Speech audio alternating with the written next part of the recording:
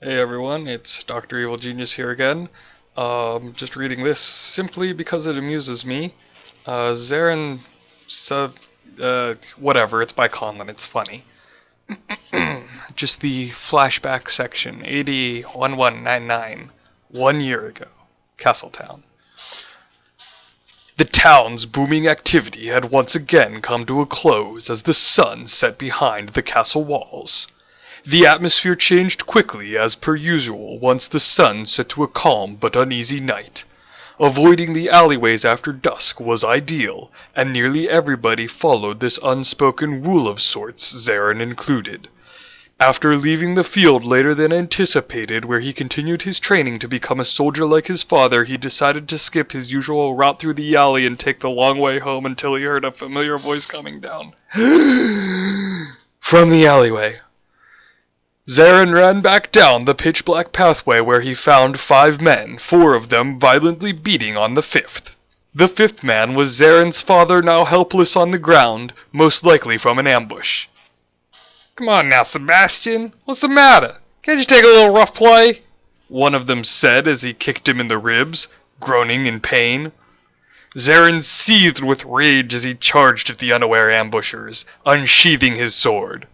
The steel of his blade plunged into the back of his first target, spurting blood across the walls. The 3 other attackers turned their attention to Zerin, who grabbed one of them by the arm and tripped them, their face planting against the concrete wall. Zerin stomped on the back of his head, pushing the bone in his nose into his brain. One of the thugs grabbed Zerin's arm, while the other one unsheathed their sword and swung for his head. Instinctively, he ducked under the blade and pushed the thug that was holding on to him into his comrade's blade, slicing his neck open and dropping him to the ground. Hey, wait a second, kid," the remaining attacker stuttered, pacing a few steps back. "I'll leave this poor guy alone, don't worry. Just let me live." Zerin still wasn't calm. His breaths were still heavy and full of rage at his father's attackers.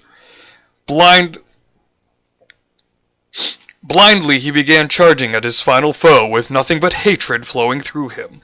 The thug panicked, frantically looking around to find a way of escape or at least a way to avoid death.